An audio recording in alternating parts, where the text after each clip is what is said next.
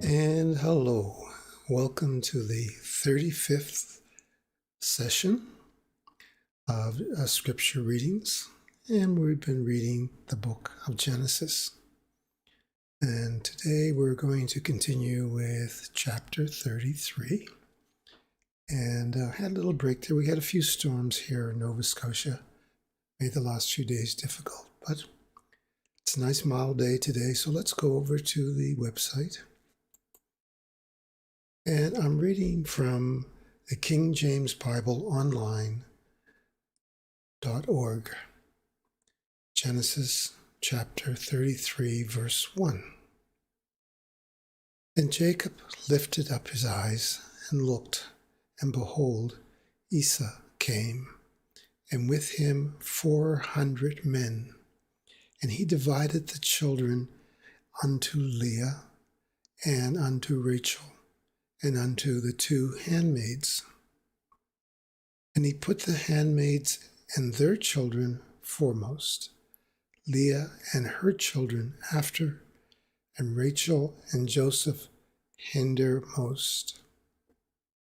And he passed over before them and bowed himself to the ground 7 times until he came near to his brother. And Esau ran to meet him and embraced him and fell on his neck and kissed him, and they wept. And he lifted up his eyes and saw the women and the children and said, Who are those with thee? And he said, The children which the Lord hath graciously given thy servant. Then the handmaidens came near, they and their children, and they bowed themselves. And Leah also with her children came near and bowed themselves, and came after Joseph near, and Rachel, and they bowed themselves. And he said, What meanest thou by all these droves which I met? And he said, These are to find grace in the sight of my Lord. And Esau said, I have enough, my brother, keep that thou hast unto thyself. And Jacob said, Nay, I pray thee, if now I have found grace in thy sight, then receive my present at hand, for therefore I have seen thy face, as though I had seen the face of the Lord, and thou hast pleased me.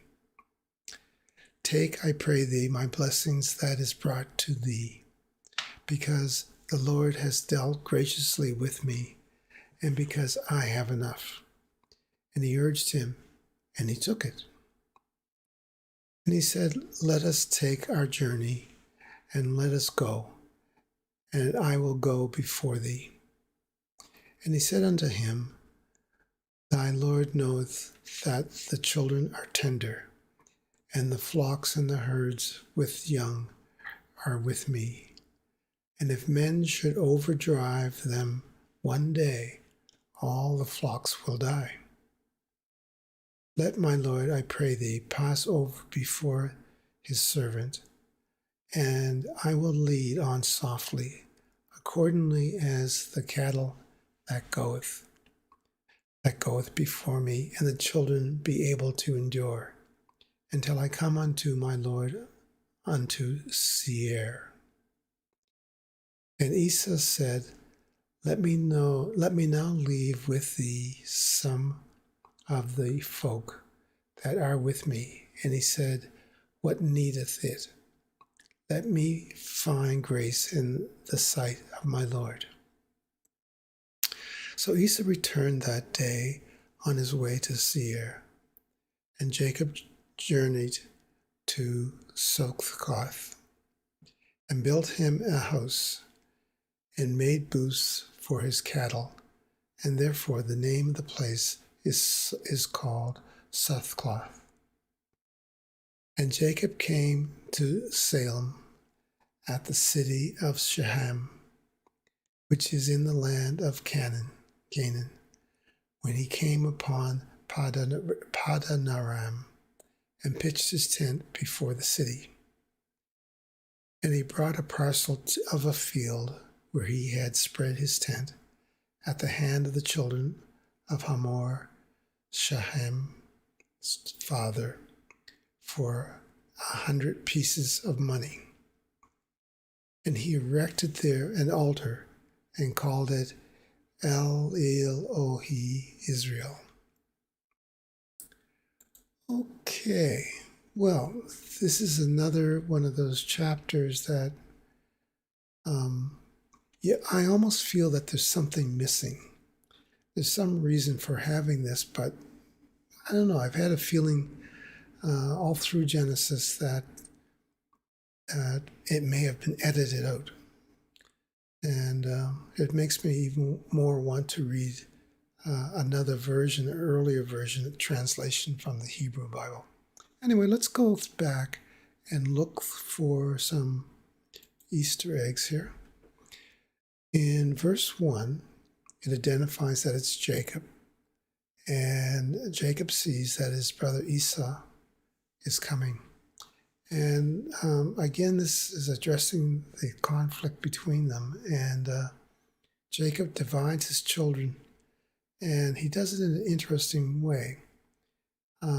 He takes his handmaiden and their children and puts them in front. Then he takes Leah and her children and puts them after them. And the last is Rachel and Joseph at the end. This seems like putting his most favorite at the back. Then there's the interaction, and they apparently, in verse 4, they meet each other and they wept and so on. And can't really figure out much more than that. And then unless there's this discussion about Jacob wanting to give things to Esau, and Esau saying, no, I have enough. So eventually, let's go all the way down here now to verse 16. So Esau returned that day on his way to Seir. So Esau leaves, and then Jacob journeys on to a place called Succoth, where he builds a house. And let's see here. That's pretty much it. There is another altar erected at the end of the last chapter, last verse, verse 20. And he erected an altar and called it Elohe Israel.